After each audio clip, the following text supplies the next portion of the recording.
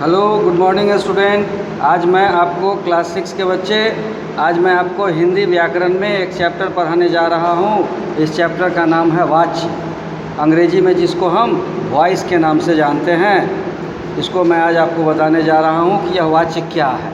वाच्य क्या है तो क्रिया के जिस रूप से वाक्य में क्रिया का संबंध कर्ता के साथ, कर्म के साथ या भाव के साथ जो प्रदर्शित करता हो, क्रिया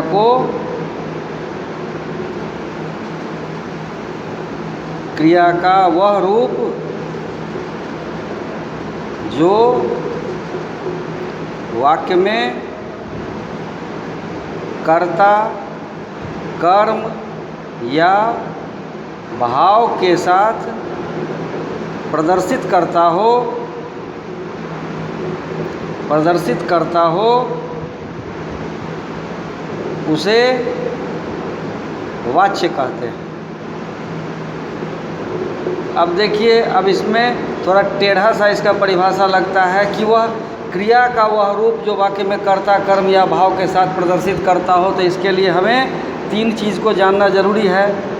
एक तो क्रिया को जानना जरूरी है, एक तो कर्ता को जानना जरूरी है, एक कर्म को जानना जरूरी है और उसके बाद भाव को जानना जरूरी है। तो ये 4 चीज़ को हमें जानना होगा कि वाक्य में क्रिया क्या है, कर्ता कौन है, कर्म क्या है और भाव क्या है। और जब क्रिया का रूप कर्ता, कर्म या भाव के साथ प्रदर्शित हो, इसमें कर्ता का रूप क्रिया का रूप अगर कर्ता के साथ हो तो एक सेंटेंस बनेगा, क्रिया का रूप अगर कर्म के साथ हो तो दूसरा सेंटेंस बनेगा और क्रिया का रूप अगर भाव के साथ हो तो तीसरा सेंटेंस बनेगा। इस तरह से वाच्य में 3 तरह के वाच्य हो जाएंगे। अब आप देखिए कि यह क्या है, यह 3 तरह के भेद क्या है, वाच्य के भेद। तो सबसे पहला होता है कर्तृवाच्य। कर्तृवाच्य क्या है? इसमें क्रिया जो है वह कर्ता के आधार पर क्रिया का रूप दिखाई देता है। इसको हम कर्तृवाच्य कहते हैं। कर्ता के आधार पर क्रिया का रूप दिखता है, इसको हम कर्तृवाच्य कहते हैं। जैसे हम कहते हैं कि मोहन खाता है, तो देखिए यहाँ खाने का काम हो रहा है मोहन के द्वारा, तो इसमें कर्ता है और क्रिया है। तो इस तरह से यह वाक्य कर्तृवाच्य का कहलाएगा। अब इसके बाद आता है कर्मवाच्य। अब इसमें कर्मवाच्य, तो कर्मवाच्य का मतलब होता है कि जिसमें कर्म दिखाई दे, महत्वपूर्ण हो जाता है कर्म। तो यहाँ मोहन खाता है तो यहाँ हो जाएगा मोहन के द्वारा खाया जाता है, मोहन के द्वारा